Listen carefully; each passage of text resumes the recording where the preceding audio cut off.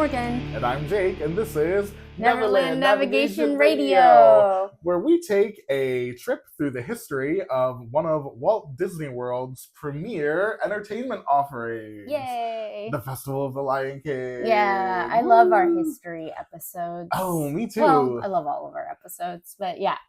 These are extra fun, I feel. Mm-hmm. It's like a fun little deep dive into some of our favorite stuff. Yeah, because we spend the whole week learning about it.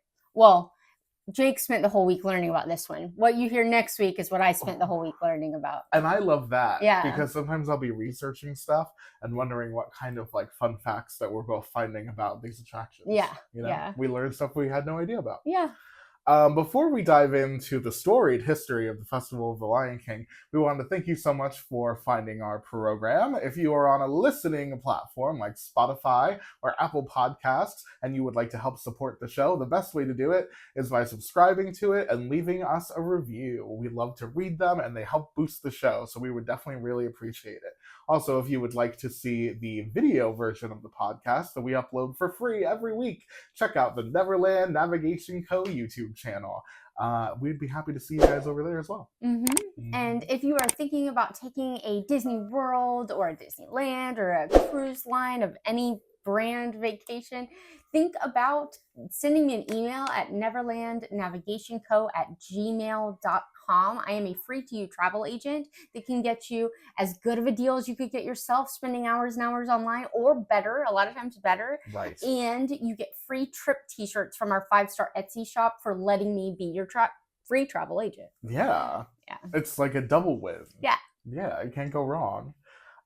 Today we're taking our own kind of trip. Ooh, do you hear those drums in the distance? All right. We're walking up to Animal Kingdom, and in Animal Kingdom do you think this is the best show at Walt Disney World? At all of Walt Disney World? Yeah. Oh my goodness. I think we did an episode about that once. Yeah, ranking them. Yeah. I think this might have been my number one. Okay, I don't think this is my number one. I don't think this was your number. Actually, I think you ranked Nemo higher than this. Yeah, I love Nemo. Which is totally fair. Nemo is also great. Nemo's like Broadway. This is like a variety show. Yeah, this is definitely a different. I like them both for their different things. Yes, they are each doing something completely original.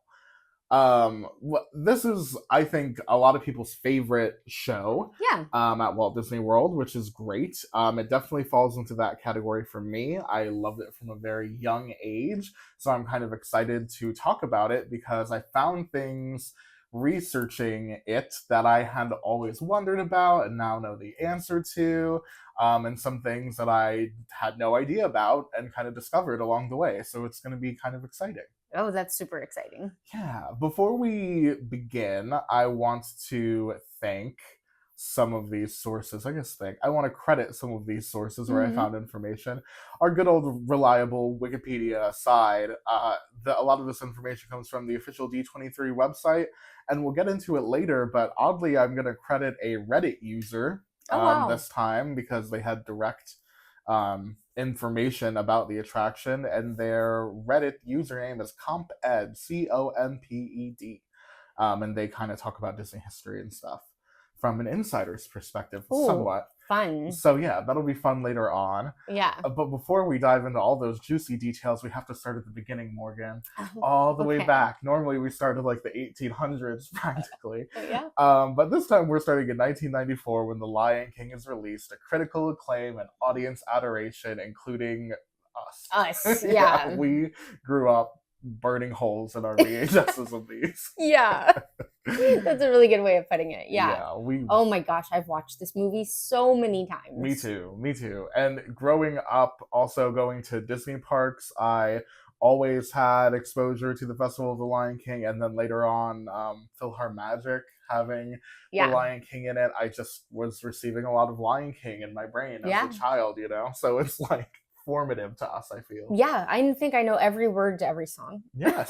Yeah, me too. I think so, probably. Yeah. And Morgan and I have participated in a children's theater production of this show. We sure did. Where Morgan was doing choreography and I was doing acting, directing. As adults, we were teaching. Yeah, we weren't both children. I wasn't a giraffe. Right. No, yeah, we were working, but yeah, I feel like that was a good little. It was so fun to work on because we loved all the It was so material. fun to work on. Yes. Totally. Yes. I really enjoyed it. Me too. Me too. Those are good memories. Talking about how we're gonna get like the hyenas around the stage and stuff. That was really fun. Yeah. And a lot of our inspiration when we were working on that came from the Festival of the Lion King. That's true. In choreography and staging and all types of stuff. Yeah, that's true. So yeah, it's kind of fun to have the full circle of life moment there. From June 1st, 1994 to June 1st, 1997. Oh wow, a full. That's so weird to have like a full 3-year to the day run. Okay. But this parade was I called... was just going to mention the parade. Go on. I remember this. That's where we're starting. Oh It's gosh. the Lion King celebration. In MGM, right? Well, Was it? this began in Disneyland. Oh. This parade. I think it did have a run in MGM. Or at least we had like an equivalent Lion King parade. Because they did for all of the movies in the 90s. Yeah. I feel, you know? Yeah. I'm going to find out. It could have just been a float in a different parade that I'm thinking of. Oh, yeah, that's possible. They do a lot of Lion King in the parades. Yeah. They know it's like a popular... Yeah, I went to Disneyland as a child. I'm not sure that's what I'm thinking of, but go on. I'm going to look it up. This one was like right in the middle of like an amazing sandwich of parades in the 90s because it came after the Aladdin parade and before the Hercules parade. Oh, yeah. And those are both iconic, awesome parades. Yes. So I feel like this was like right in the middle of that like string of hits where they were making really cool parades for every single animated classic that they were putting out one after the other. It was a really exciting time for Disney. It was. I mean, and there was a Toy Story parade. Yeah. Like they just they kept doing it. It was really fun. Yeah, I loved all the parade. It was a parade heavy time. We got new parades all the time. I don't think it was at MGM. So maybe I did see the Disneyland version. I totally possible. I was very young. So. I also definitely feel like there have been Lion King floats in the Walt Disney World parades of our time. You know what I mean? Yeah. I feel like we've definitely seen Lion King on parade.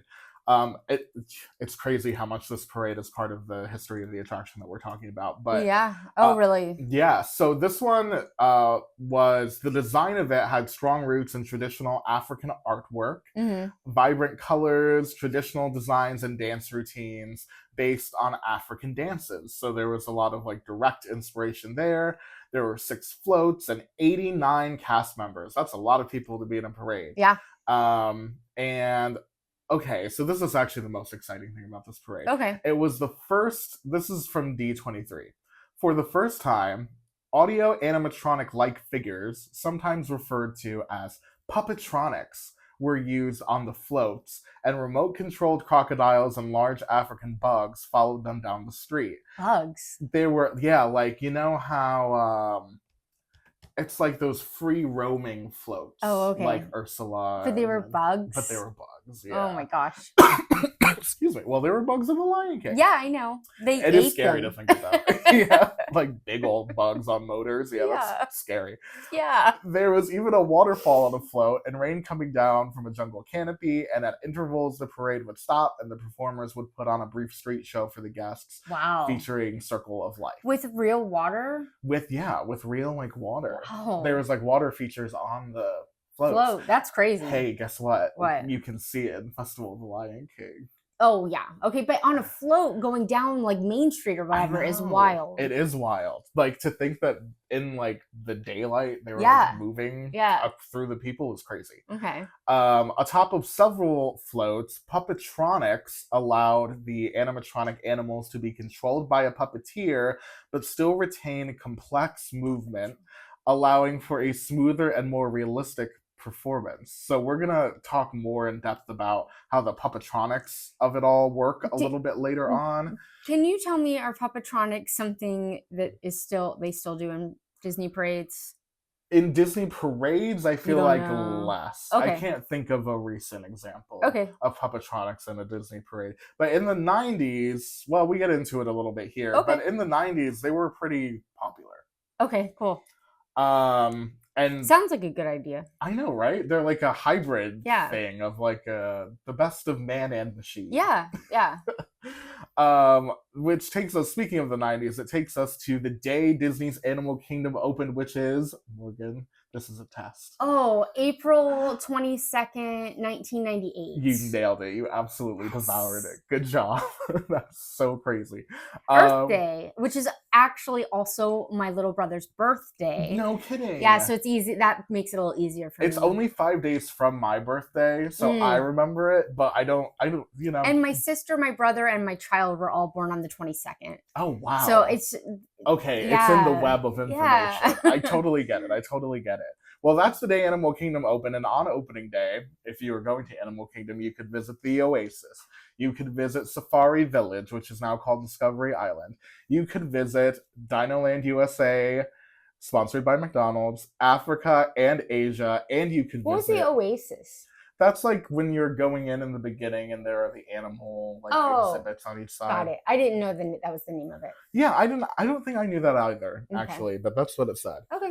And you could visit Camp Mini Mickey. Right. Which is the setting of the beginning of this. This was such a weird little land in Animal Kingdom. I don't want to spend too long on it, but it was supposed to be Beastly Kingdom.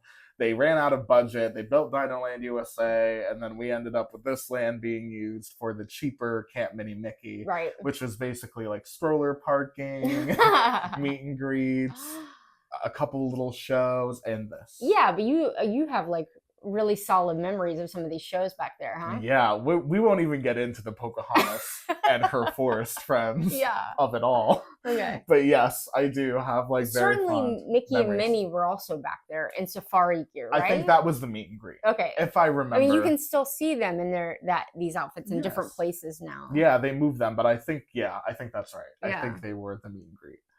But something you could do there, I know that even to say Camp Mini Mickey for me brings back some memories of iconic signs. Yes, Okay, oh my God. I'm glad we're on the same page. I almost said that. I was like, I mean, the one where thing they're, I like, got out of it, down. was the sign. It was so iconic So and many so good signs. cute. Yeah, that was a good best time. Signs. It was like they spent all their budget on the on really good sign design. Yeah. It paid off. I love those signs. I do too. I didn't actually spend much time back there at all because I never saw Pocahontas that we're not talking about, nope.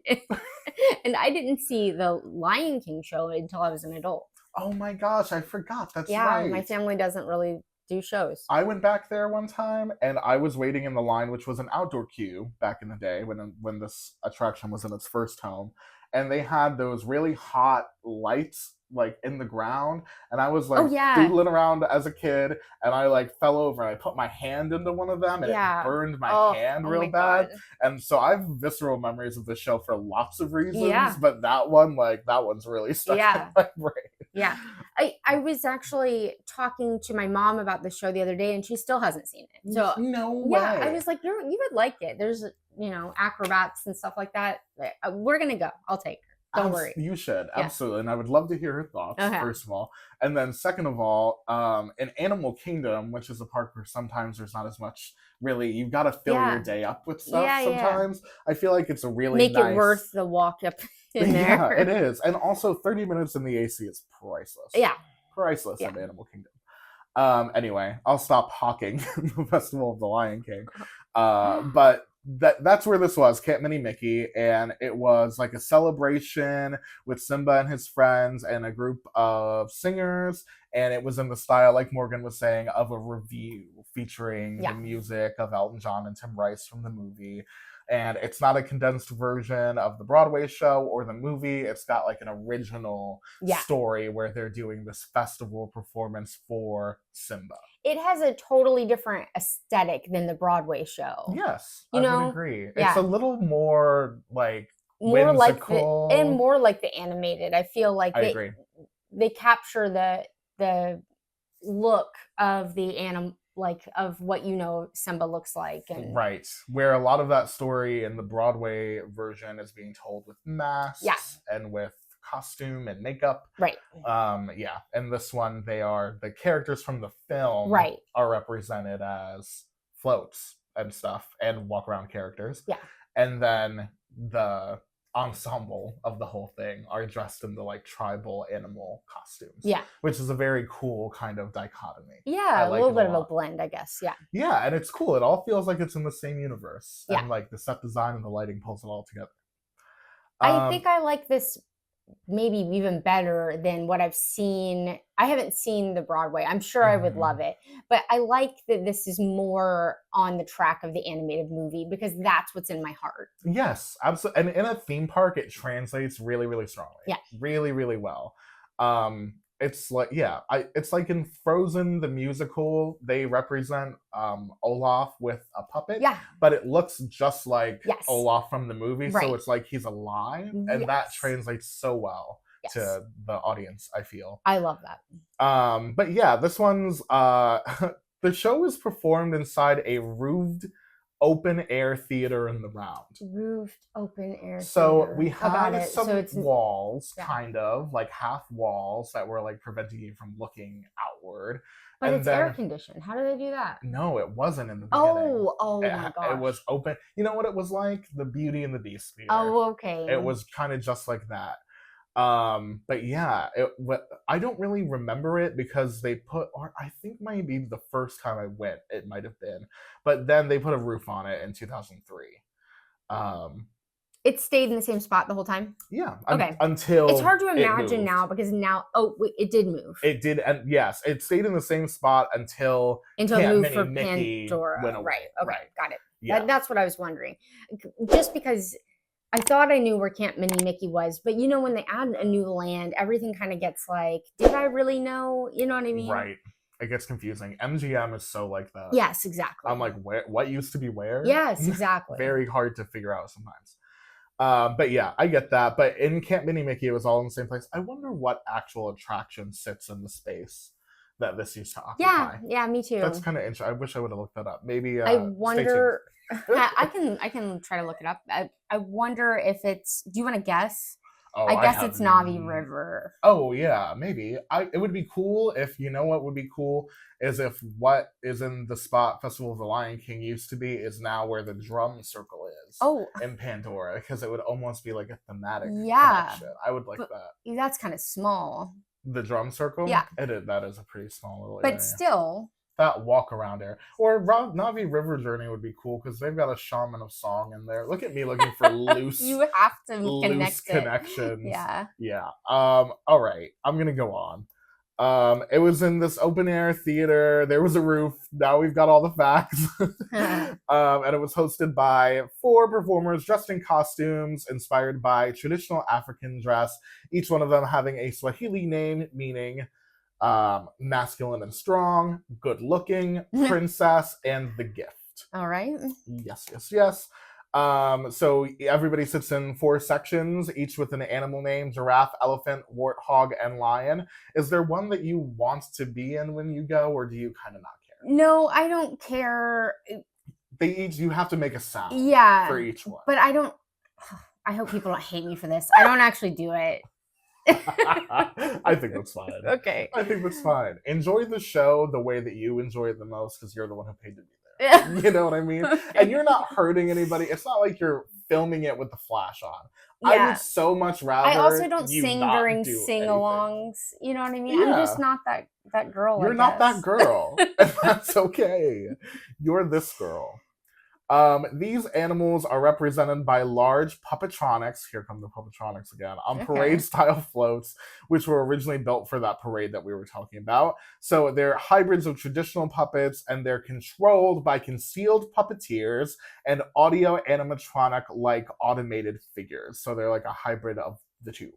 So 4 years ago, there was this Reddit post where somebody asked how the Festival of the Lion King works, which is something that I have often wondered sitting and watching the show. Yeah. Do you ever look at those parade floats and you're like, this part is not safe for magic? Is there a person in there? Is that an animatronic? Right. What is going on? Yeah. Totally. This is the answer. We found it. Amazing. This Reddit user Comp Ed was allegedly, according to them, a student of Disney legend Ron Logan when Ron Logan was a professor, and he played a large role in the creation of Fantasmic, Illuminations, and the Festival of the Lion King, and he provided some insight into how the figures work. They're part puppet, part audio animatronic. The technology goes back to the Disney Channel series of the 80s, like Dumbo Circus and Welcome to Pooh Corner. And those shows, the characters were played by people in like the big fur costumes. Okay. But they had these animatronic heads that they would put on, and the heads had Terrifying. pre-programmed mouth and eye Okay. movements. Yeah, so a little spooky, but that's how they worked. And the characters move their mouth and eyes with the audio animatronic technology. And that technology is the same technology that they have on Timon in the Festival of the Lion King. So the eyes and the mouth movements Are pre-programmed. Are like pre-programmed, but then he's like walking around. Okay, that makes a lot of sense to me, actually. Yeah. I don't know why I would worry about, like, just because that's how my brain works. Yeah. I don't know I would want a computer strapped to my head. I know, it sounds scary. Problematic, yeah, but Yeah. it's probably not. Right. They, if anybody's going to pull it off, it's definitely Disney. Yep. So it's basically been the same. And the way it works is that radio controls the movement of the face and the mouth instead of the performer. So there's like how audio signals control the programming of an audio animatronic, radio signals control the movements of the face and mouth. And it's like pre-programmed.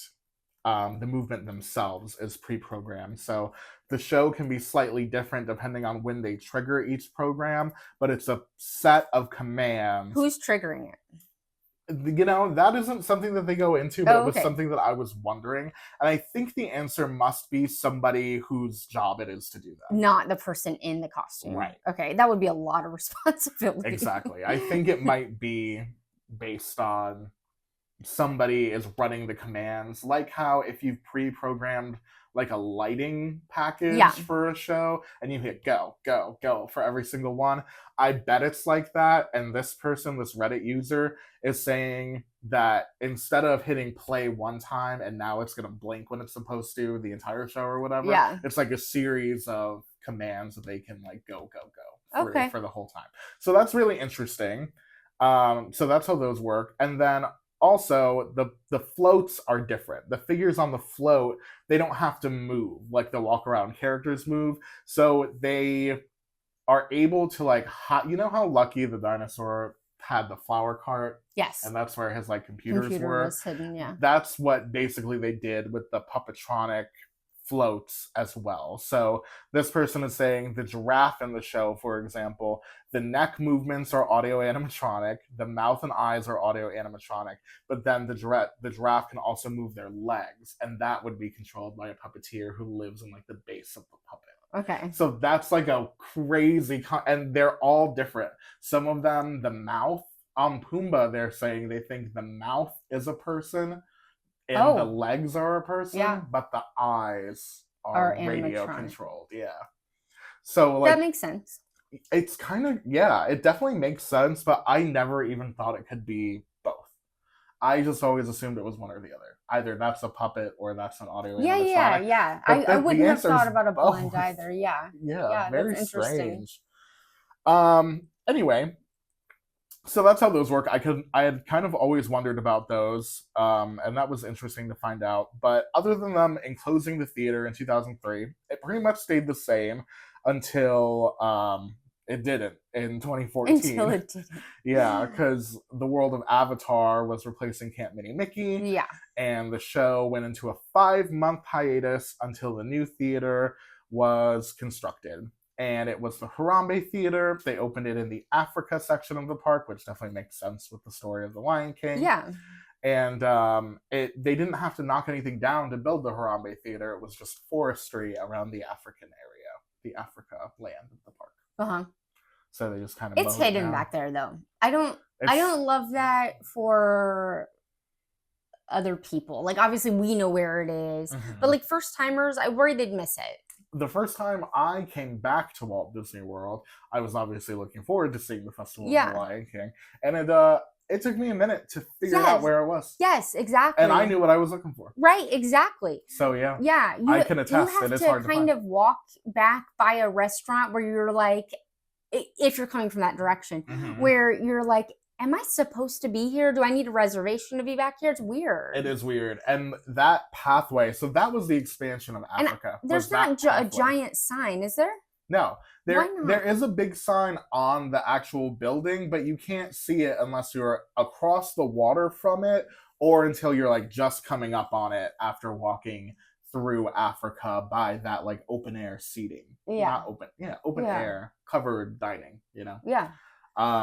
So it's kind of hard to find. Yeah. Obviously like it's on the maps and stuff, so you can figure out where it is, but it's just location wise, visibility wise, I agree that it's not an ideal location. Yeah. And that's because they had to add to Africa to get it where it is. Yeah. Okay.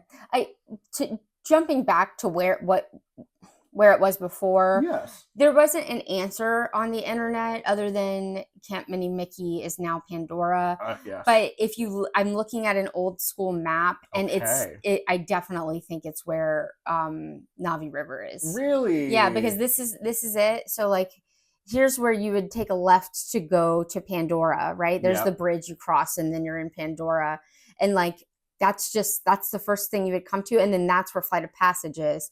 And that was this. Can you believe they wrote in pink on beige? I don't know what they were thinking. You guys should see the map. You should see this. It's crazy. The can you read this? Map. Yes, I can. Character greeting area. That's what. Wow. That's what. Wow. We're doing. Is. You guys. And we're that's doing me some guessing. true expert. Yeah, level digging. Forensic digging here. Yeah, you could convince me that I was wrong, maybe, but I don't think so. I could pull up a map of modern day Animal Kingdom and we could maybe figure it out. Yeah. We could also overlay the two, but I think that's an after the podcast type Yeah, of that's too much, yeah. Yeah, you guys, we're good, but we're not that good.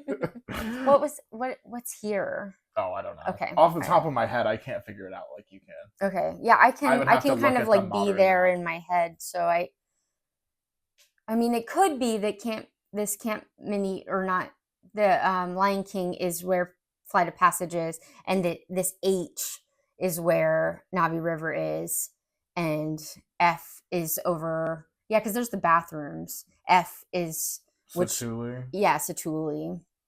Yes. Yeah, that's now what I think. Because I think H is probably Navi, what was right? H? Yeah, Navi. Sorry. I don't know. Let's look at the worst printed map in the whole world.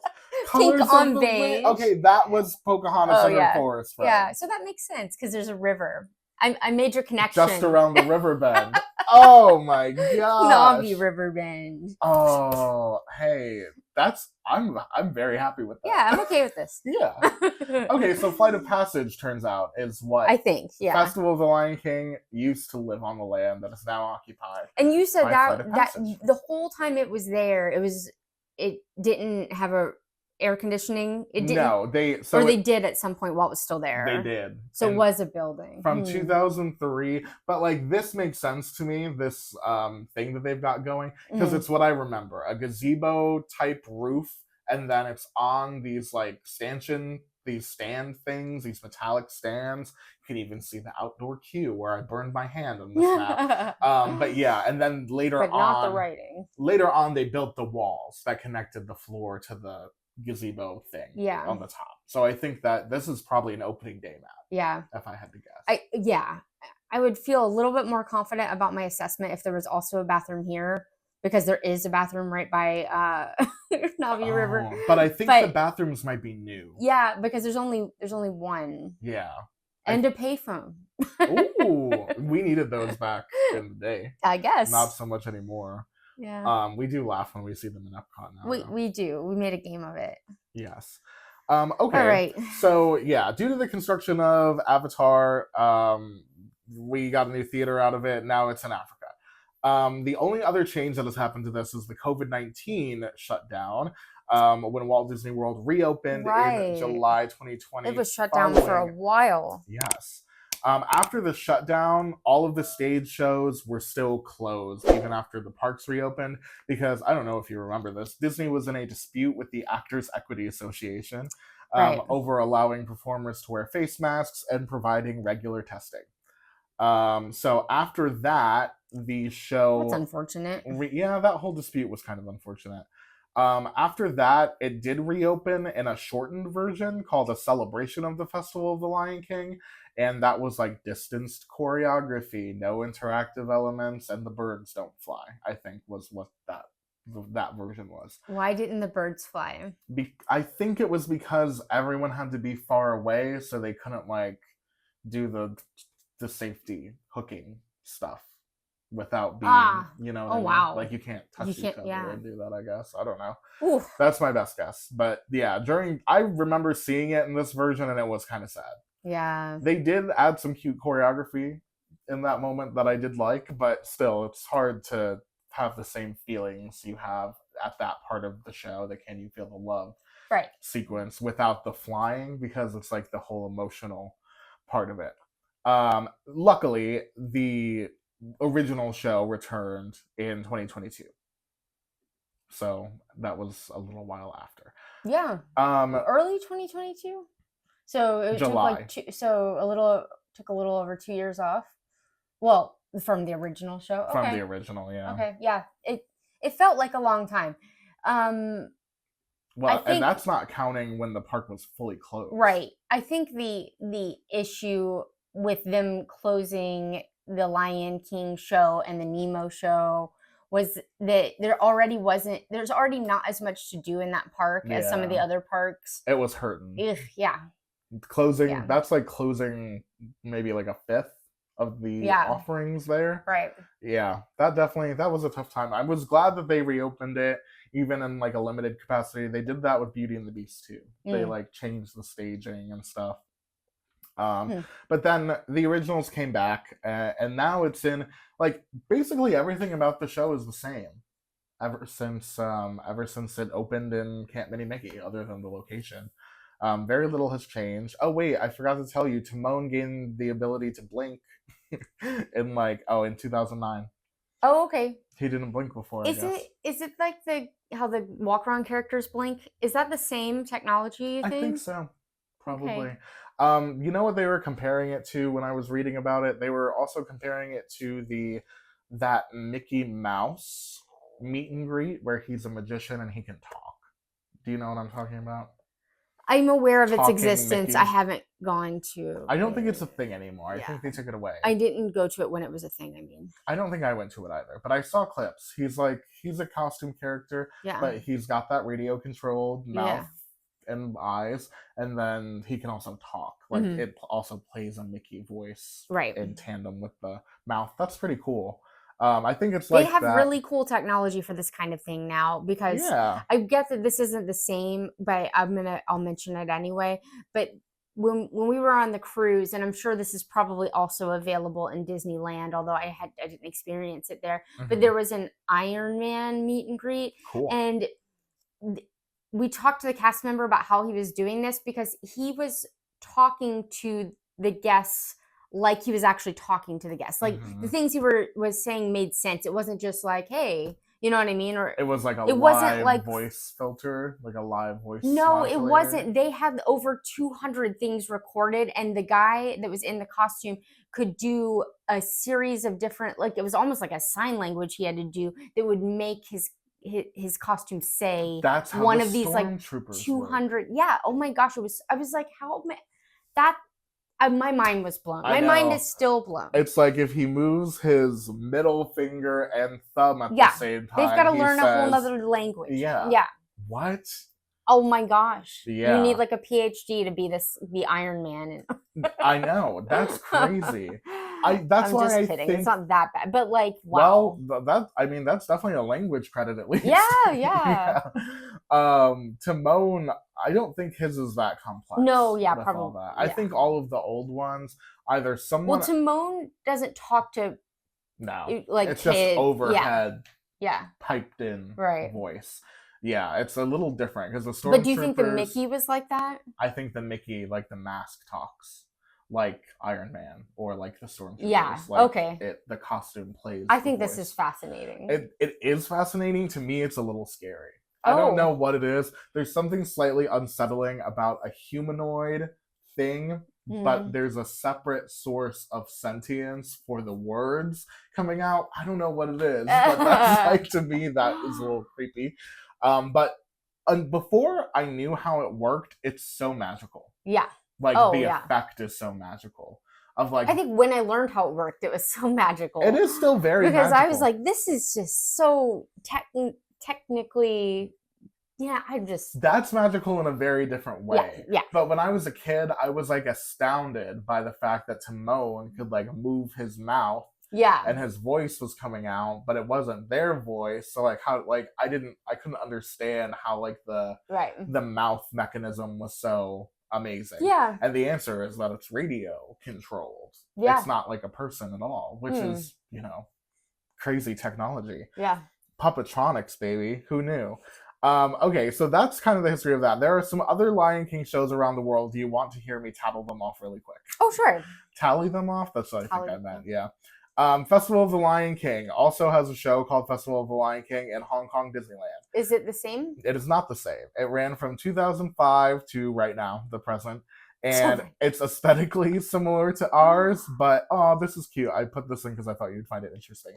Theirs is in Adventureland in a theater called Theater in the Wild. Oh. Just like our Nemo in Animal Kingdom. That's funny. So the seating is similar to ours, but the story is a little different. The show is presented to Simba by the storyteller, who retells the story of Simba's life from a cub to current king of the Pride Lands, and Simba is represented by a large, elaborate puppet on a lion float. Okay. So instead of them honoring Simba with the music, they're like recreating the plot of The Lion King a little bit. So kind of, in my opinion, pretty similar. And I like the placement. A Lion King and Adventureland makes a lot of sense for me. Yeah. I'm surprised we have literally nothing. Do we have literally nothing Lion King in our Adventureland? We don't. We've got Aladdin and yeah. And when you think about the fact that, the Jungle Cruise leans so heavily into like African aesthetics at times and stuff, I feel like it definitely would make sense. Yeah. So yeah, that's kind of interesting. That is interesting. And that they do like the puppet float thing too is also kind of interesting. Also, there was a show in Magic Kingdom. When we talk about the Lion King show, I think nowadays everybody thinks about Festival of the Lion King, but back in the day, they would be talking about something called The Legend of the Lion King at Magic Kingdom, which ran from 1994 to 2002, and it is in the space that is now PhilharMagic. Yeah, the you told me about this, Theater. but I never got to experience this. You know how we've been talking about puppetronics? Yeah. They did something called Disney Humanimals. Oh no, I don't like that at all. In this one. But hold on, real quick. Yes. You said it went until 2002. Uh-huh. But they also, then the one in Animal Kingdom opened in 1998. Mm-hmm. So was it a similar show at the same time with a 4-year overlap? It was the same IP, but I would say totally different show. Very different vibe. Interesting though. Interesting that they would do a lot of Lion King representation. I will, however, a lot of say, Lion King show representation. Very true. But Lion King was I get massive. That. Oh, I get that. But it is weird to have 2 stage shows in the parks at the same time for the same thing. For 4 years. If there was like a year overlap where they're like, yeah, we're probably going to shut this Magic Kingdom one down because it makes a lot more sense in Animal Kingdom and that's a draw. I get that. And putting something else in Fantasyland makes more sense. See, I don't think Lion King in Fantasyland works as well as it would in Adventureland. I completely agree. So anyway, go on. 2002. What was this show? I'm sorry. It lasted all this time. It was. We can do a totally different episode if this was too much. No, I only wrote a couple things here. It told the story of the Lion King theatrically. Human animals. Yeah, so the Humanimals, Disney called them larger than life figures that look just like their animated film counterparts. But as someone who has watched the show on YouTube, I can attest that is a lie. They are sometimes so terrifying. They're lying. But they're puppets. They're just big puppets. That's all they are. The Mufasa Humanimal measured 7 feet long from tail to tip. Okay. 6 feet tall, and was perched upon an 18-foot tall Pride Rock set that rose from below the stage. So it was like this big set and the big... Was it a retelling of the movie then? 6 feet tall humanimal puppet things. And yeah. You've got to stop saying humanimal. No, that's what Disney called them. And yeah, they just act out the movie. Okay. Yeah. I encourage everyone to watch this. It is a very interesting way at looking at how they were telling stories back in this time in 1994. The set is extremely impressive. The puppets are pretty impressive. But I will say, at times, when they look just wrong, it's like there's no life behind their eyes. Ugh, And it's a little spooky. Yeah, that makes sense. This isn't... Oh. It's Okay. an impressive set, though. This big pride rock that rose out of the yeah. floor, that's pretty cool. All right. Okay. I bet people found it very impressive in 1994. Okay. All right. We also had something called The Legend of the Lion King in Disneyland Paris from 2004 to 2009. It was a Broadway-style show that used human actors, including some from the West End production of The Lion King, and featured popular songs from the movie. So this one ran for 30 minutes, just like our Festival of the Lion King, and had performances in English and French. So this one was pretty Broadway-like. Ours is 30 minutes? I think so. Really? Wow, that seems like a very long show. Let me give it a goog. Oh, wait, I'm actually here already. These pictures, if you're interested in, like, searching the Humanimal, Lion King, Magic Kingdom, you can see some of the pictures of these puppets if it's something that you didn't experience. It's not bad. No, it's not I haven't bad. watched a video yet, so I haven't seen them moving around. So yeah, if their eyes don't blink, that's going to be weird. It's like stuffed animals. Yeah, I don't know. I don't remember specifically if their eyes blink. I just feel like there's no life. I don't think they probably could have, right? Not unless they were puppetronics. But Right, they're not but puppetronics. they're They're not. humanimals. Thanks, Jake. We're learning all kinds of lingo on this one. And Yeah. I don't like this one. Ours is 30 minutes. Okay, that seems very long. It is long for a theme park show. Yeah, Nemo was even longer back but in the then day. it got cut. Yeah, now there's more to do in Animal Kingdom. Sure. You You can wait in line for 4 hours for Flight of Passage. We love you, Animal Kingdom. I do love Animal Kingdom, but it's just, that's one of the things you're going to do. Yeah. Okay, this next one is kind of interesting. It's also Disneyland Paris, so they took a 10-year break from Lion King shows, and then they got a new one. Recently, right? Yeah, 2019 to 2020. Oh, 1 year? COVID. Oh, it's not back out? Okay. No, okay. they canceled it after COVID. It was really sad. Because it What a kept waste. closing and closing and then reopening and then closing again. Yeah. And I think the situation was they had all these performers who were like, do we or do we not like have a job? Right. Ugh, heartbreaking. But this one is weird because it's a tribe of singers, dancers, and acrobats. Yes, yes, yes. Same as all the others. But the show followed the story of The Lion King and featured songs from both the film and the Broadway musical. So they got He Lives in You in here, Endless Night, some of the musical numbers in here. And the stage was like this big elaborate moving set with drums, and it rotated and tilted and all kinds of stuff. Oh, wow. But yeah, it closed in 2020 because of COVID. They got this big elaborate stage and now it does nothing? That's craziness. I know. Yeah. But I'm like, why? And also, oh, that's so sad. Right. And then the other most recent thing we have is The Tale of the Lion King, which started in Disney's California Adventure in 2019. And it's a show that features a narrating guide who leads a troupe of 18 performers called the Storytellers of the Pride Lands. And it's like a contemporary theater-style show that retells the plot of the movie through language, song, and dance. Following the post-pandemic reopening of Disneyland Resort, the show relocated, this is kind of weird, to the Fantasyland Theater in Disneyland on May 28th, 2022, where it ran until January 7th, 2024. So this one is a recent casualty. But it kind of moved I was wondering. through. Yeah, because I don't remember it being there when I was there last year. I don't know what's in the Fantasyland I don't Theater believe there was now. anything when we went. That's so kinda maybe they're sad. working on something. Yeah, that'd be cool. It's like a historic theater. It used to be Videopolis. Yeah. How fun. Yeah, and actually there's a Lion King something coming, and that is that there will be a Lion King dinner show on the Disney Destiny. Yes, that's very exciting. Comes out next year. Nope, later this year.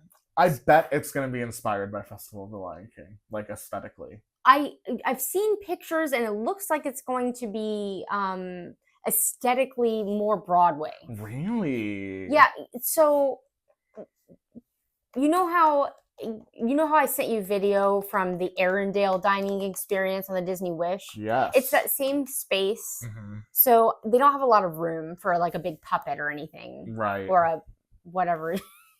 Oh. Puppetronic. Yes. I do remember. So you see what I mean in the Yeah. pictures? So I wonder if it's going to be telling the tale. In Arendelle on the Wish, there are storytellers that are entertaining guests. And we are the guests, and we are there to celebrate Anna and Kristoff's engagement. Yes. Yeah. So I think they'll have storytellers Mm-hmm. that are like doing the songs, but like as a maybe tribute. Right. But I don't know. It's this ship hasn't birthed yet. That happens late 2025. Its so. water hasn't broken yet. Yeah. Yeah, it definitely, it gives me definitely the Broadway vibes, but also some of the costumes remind me a little bit of the costumes of the like singers in the Festival of the Lion King. Yeah. So it's like a blend of everything they've got going on so far. I also accidentally discovered that Disney is also going to be introducing Sarabi, a Lion King inspired entertainment offering on the Disney Treasure. Okay. Well, the Disney Treasure is out. So is it already? That one has. Oh yeah, here it is. Birth or whatever. So. Yes, people. Yeah, you can. I think I'm not as good with the ship lingo as I probably should be. Oh, that's. I get the gist. Yeah. Yeah, it looks like this is already a thing that people Okay. people can do. It's like Lion King inspired entertainment of some kind. I don't see a lot of pictures of like people in here, which is kind of weird. Is it a show or is it a lounge or something? I think it's a show because like this is not loungy seating. This is auditorium seating. But yeah, I'm not 100% sure. But interesting. Something else. And then also we have a Disney Lion King like it's like if Splash Mountain didn't get Princess and the Frog, it's the Lion King. And that is coming to Disney Adventure Park in Disneyland Paris. You're right. That's what I was thinking of when I was like, I thought they did have something. Yeah, they got a boat ride. It's going to be cool. I'm excited. At first, the concept art made it look like it was going to be the live action Lion King, which we were all like, oh gosh, please no. But then they kind of revealed later on that no, that's just the concept art. The actual attraction and area will be inspired by the 1994 film, which is very exciting to me. Yeah, super exciting. So this Sarabi space on the Disney Treasure is a flex space. So if you've been on there's a bunch, but we've done like trivia here. We've gone and watched a jazz trio in this space. Cool. They do game shows at night and stuff like that. So I don't know if they'll have a specific show. I think possibly it's just themed to Sarabi. The theater like the itself. Decor. Yeah. I think you're right. I think I read that wrong, and I think it is a Lion King inspired entertainment space. Yes. A flex space is very... And it becomes the adult exclusive space at night. So it's beautiful. Yeah. And this flex space on the Wish is where we spent most of our time. Yes. Because they did trivia. I love trivia. They do the like game shows type stuff at night, which is always very funny. And I like going and watching like people, musicians and stuff like that. Oh yeah. That's one of my favorite things about cruises is they've got such a diverse array of entertainment for you to enjoy. Whether it's interactive entertainment like the trivia or the game shows or stuff, or, Broadway musicals, dinner shows, so much that appeals to the both of us. Yeah. Yeah, I see why you are on cruises all the time. Yeah, it's my happy space. If you want to book one and be happy like Morgan, then you should hit her up because she's a really solid cruise planner, solid travel planner. And honestly, if I were taking a cruise, I would have to let you download all your information into me. Yeah. And, Yeah, if you're thinking about doing a Disney cruise, email me at neverlandnavigationco@gmail.com because I do have all of the information. Yes. And yeah, You get free trip shirts. Sorry. Right. I don't know why anybody wouldn't do that. I didn't know, before I became a travel agent, I didn't realize that a travel agent is totally free to the consumer. I know. It's funny because it almost feels like it shouldn't be the way that it is. It's like kind of like a hack. Right. Because you as the consumer aren't paying anymore, but you're getting all this extra like concierge service ahead of time. Nothing is like that anymore. Right. And then like Disney or Universal or Royal Caribbean or whatever, they pay me to be your concierge, even though they don't charge you more. It's crazy. Yeah. It doesn't really actually make a lot of sense. But while it's still there, I would love to be your travel agent. Yeah, take advantage. You get free shirts and all of the knowledge I can help you with. Totally. And it's there's a lot to know. Yeah. You know, whether you're booking a theme park vacation, a cruise line of any provider vacation, or you're just taking like a logistics heavy type of trip somewhere, which is most travel, you know, you got a lot of figuring out to do. It's really nice to have a travel agent. I think the space was called Pixels on the Disney Wish. Oh, cute. But I could be wrong because then when I typed that in, nothing came up. Anyway. I did really like the Sarabi, like Lion King, I like woodsy gold feeling of that space. That looked really cool. Yeah. All right. And very pretty. If you're not booking Morgan for travel, at the very least, you should be heading over to our social media account. Just kidding. We would love to have you guys over on our socials elsewhere, Instagram and TikTok at Neverland Navco. You can see all of our fun in-park content and trivia and all kinds of stuff. We'd love to have you there. And we really appreciate you sticking through this very long, winding... The circle of life.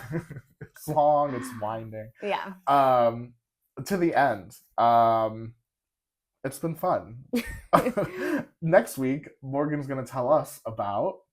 You want me to spoil it? Another Animal Kingdom attraction. Woo! Thank you guys so much for joining us. And until our next episode, we'll see you on our next adventure. Goodbye.